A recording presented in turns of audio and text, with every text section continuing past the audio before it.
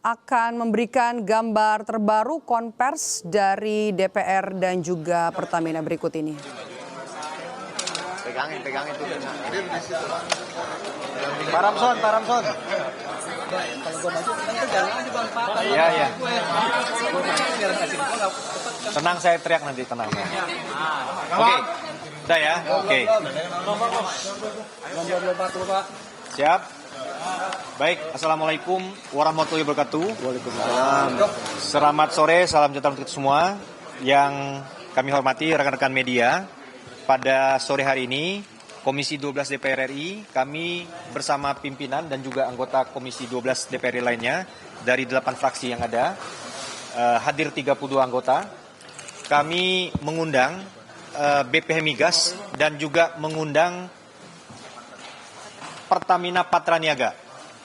Membahas apa? Membahas terkait dengan apa yang terjadi di dalam penyaluran BBM subsidi di seluruh Indonesia. Kami juga menghadirkan 8 GM More yang merupakan membidangi dari beberapa wilayah-wilayah distribusi daripada BBM di Indonesia. Dapat kami sampaikan bahwa kami mendapat laporan dari Pertamina Patraniaga bahwa stok BBM dari berbagai macam produk itu jumlahnya cukup, sangat mencukupi di depot masing-masing. Di seluruh depot yang ada di Indonesia semuanya mencukupi. Nah, kami bertanya terkait dengan kenapa ada antrian di dalam 1 minggu terakhir ini terjadi di berbagai tempat di SPBU di kota-kota yang ada di Indonesia. Dijelaskan bahwa terkait dengan antrian tersebut mungkin disebabkan antara lain karena pertama adanya shifting daripada masyarakat yang tadinya menggunakan produk-produk BBM spek tinggi non subsidi beralih kepada BBM subsidi. Kemudian juga kami juga mendapat semacam laporan bahwa ada dugaan terjadi penyalahgunaan daripada BBM bersubsidi yang dilakukan oleh pihak-pihak tertentu untuk kembali dijual kepada industri atau mungkin bidang-bidang lainnya. Nah, terkait dengan hal tersebut, kami juga sudah mendapat laporan dari Kepala BP Migas beserta jajarannya seluruh anggota komite menyampaikan bahwa BP Migas juga sudah melakukan kontrol dan juga sudah melakukan pengawasan, bahkan sudah banyak melakukan operasi tangkap tangan. Dan kemudian juga dalam kegiatannya juga melibatkan aparat hukum. Sehingga dari situasi yang ada ini, kami juga meminta kepada Pertamina Patraniaga agar mereka di dalam waktu cepat segera untuk mengoptimalkan operasional mereka di dalam pelayanan kepada masyarakat. Menambah jumlah jam daripada operasi SPBU, kemudian juga terkait dengan armada transport itu dapat ditingkatkan, dapat ditambah jumlahnya, sehingga dengan demikian dapat segera menguraikan antrian-antrian yang ada di SPBU. Kira-kira sementara itu dulu. Kami persilakan pertama kepada Kepala BP Migas untuk menyampaikan beberapa hal terkait dengan penugasannya. Setelah itu nanti dari Patra. Silakan kepada Kepala BP Migas. Baik, perlu kami sampaikan bahwasanya untuk penyaluran BBM subsidi dan kompensasi negara, baik itu biosolar, minyak tanah, sama pertalite, masih sangat cukup aman untuk melayani seluruh masyarakat. Kedua, adanya indikasi antrian, sepakat tadi adanya shifting, perubahan pola pembelian BBM non-subsidi, banyak yang pindah menjadi subsidi. Itu sesuai regulasi, ketentuan memang diizinkan dan dimungkinkan untuk masyarakat. Namun di dalam kegiatannya, kalau kami keliling ke lapangan, banyak yang memanfaatkan BBM subsidi saat ini menjadi antrian yang cukup panjang. Apalagi jalur-jalur, logistik, kemudian Trans Sumatera dan lain-lain. Ini penting untuk menjadi dicermati bahwasanya prinsipnya BPH Migas bersama Pertamina Patraniaga berjuang keras, best effort untuk menyalurkan dan menyediakan BBM seluruh SPBU yang tersebar tersebut. Dan kami terus fokus untuk melakukan normalisasi distribusi BBM secara baik dan tepat. Daerah-daerah tertentu indikasi kenaikan hampir mencapai 10-15%. Dan semua kita lakukan. Ini untuk melayani masyarakat agar supaya tidak melakukan panik buying untuk membeli BBM yang berlebih. Kami mengharap dan mengimbau belilah BBM sesuai kebutuhan harian yang bijak dan wajar. Dan kami terus menggerakkan dan melakukan evaluasi kaitannya pelanggaran-pelanggaran pembelian BBM subsidi, baik itu melakukan blokir QR code dan kita langsung tindak tegas untuk temuan-temuan di lapangan serta adanya penyerahan barang-barang bukti kendaraan-kendaraan yang terbukti sebagai helikopter, pengerit maupun pengetap yang sering keluar masuk SPBU kita serahkan kepada aparat penegak hukum untuk dilakukan tindakan sesuai dengan aturan dan regulasinya. Ini penting, kami sekali lagi mohon dukungan seluruh media agar supaya sama-sama menjaga bahwasanya antrian yang terjadi saat ini kita semua terus berjuang keras untuk normalisasi dan paling lama 1-2 hari ke depan, insya Allah semua akan terurai dan cukup lancar kembali. Ini hanya masalah panik buying, ini hanya masalah kondisi yang kurang perhatian dari seluruh masyarakat yang sama-sama mengantri di SPBU sekitarnya. Silakan. Ya. Baik, kemudian silakan kepada Pertamina. Baik, Assalamualaikum warahmatullahi wabarakatuh.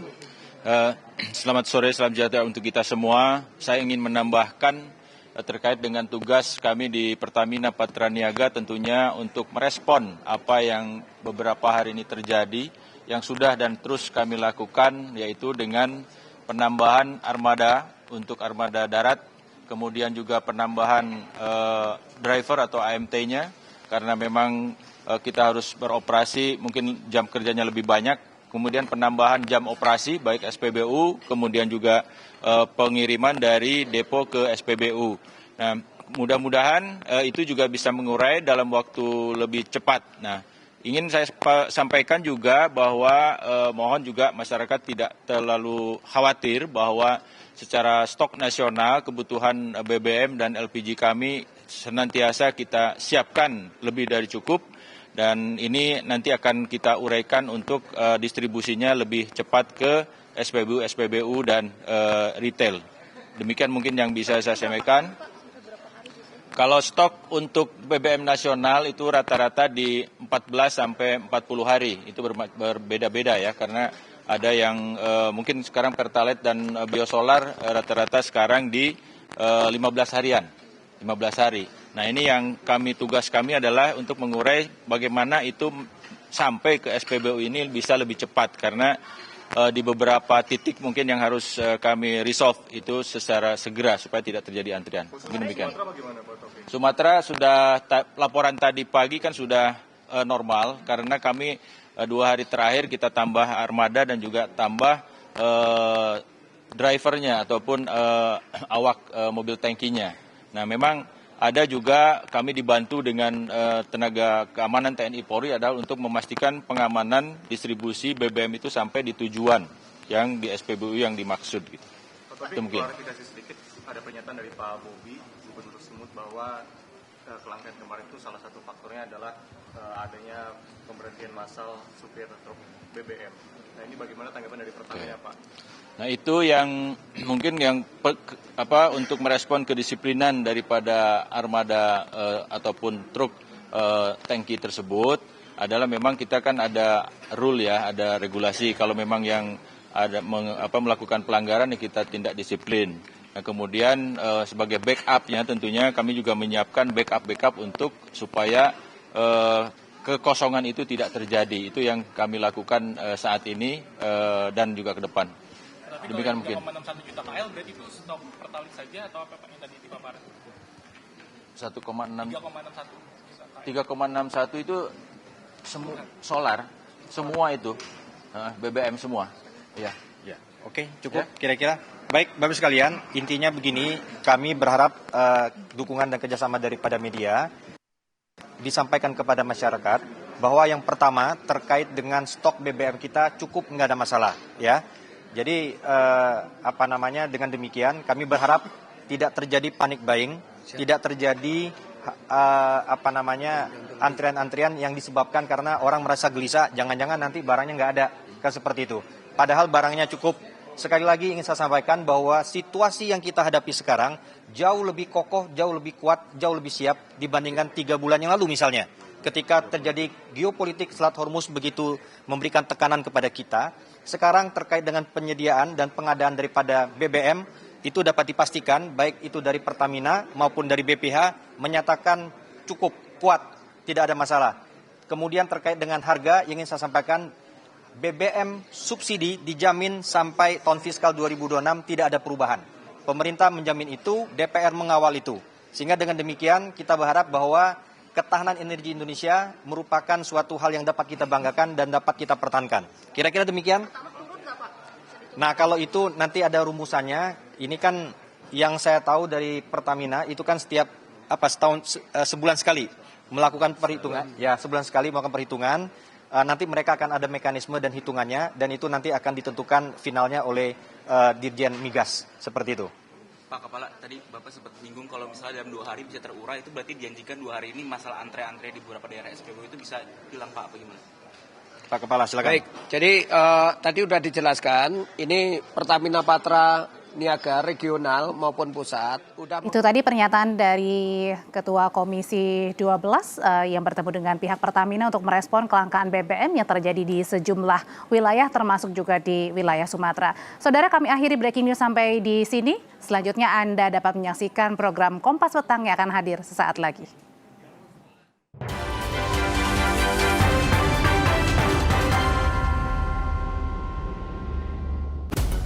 Mata dunia tertuju pada 16 kota di Amerika Serikat, Kanada, dan Meksiko untuk ajang sepak bola paling bergengsi di muka bumi. Ikuti update informasinya, prediksi dan rangkuman hasil pertandingan, taktik dan strategi para timnas, pemain, atmosfer supporter, hingga cerita menarik di balik pertandingan. Sapa Amerika, setiap hari pada program-program berikut. Live di Kompas TV.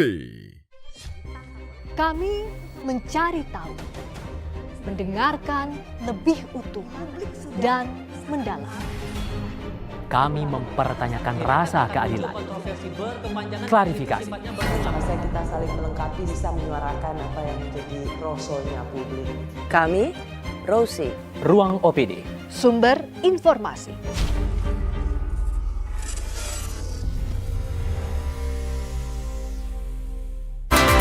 Sesaat lagi Anda akan menyaksikan Kompas Petang didukung oleh Kopi luwak, kopi nikmat, nyaman diminum.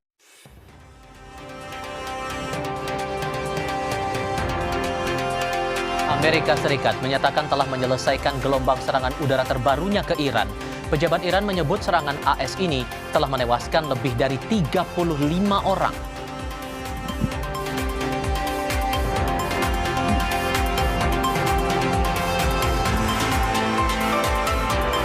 Menteri Pekerjaan Umum Dodi Hanggodo buka suara soal isu mutasi sejumlah aparatur sipil negara di Kementerian PU terkait bocornya surat perjalanan dinas ke Amerika Serikat.